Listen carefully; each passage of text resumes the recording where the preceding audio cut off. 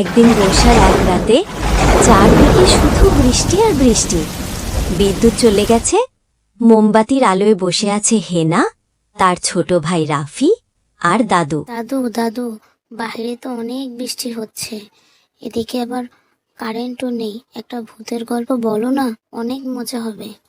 তোমরা কি ভূতের গল্প শুনবে? হ্যাঁ দাদু, হ্যাঁ, বলা শুরু করো। অনেক বছর আগে এই গ্রামের শেষ প্রান্তে ছিল এক ভাঙা বাড়ি। রাতে সেখানে কারো সাহস হতো না যেতে।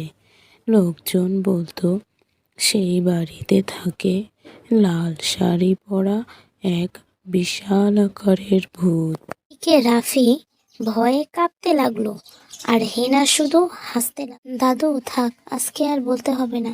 দেখো না রাফি কিভাবে ভয়ে কাঁপছে।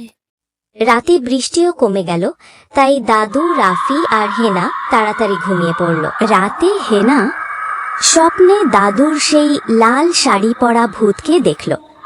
সে হেঁটে হেঁটে ওই ভাঙা বাড়ির দিকে যাচ্ছে।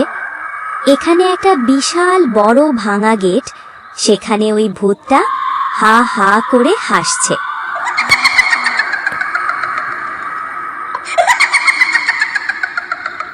তুই আমাকে ভয় পাস না? আমি তোমাকে ভয় পাই না।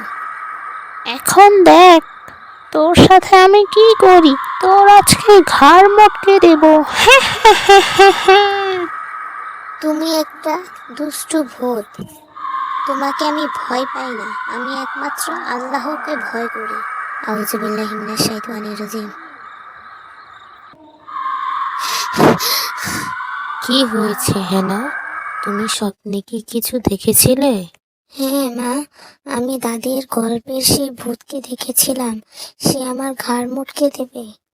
ভূত বলতে কিছুই হয় না, তুমি ভয় পেও না। সূরা পড়ে তুমি ঘুমিয়ে পড়ো, তোমার কিচ্ছু হবে না।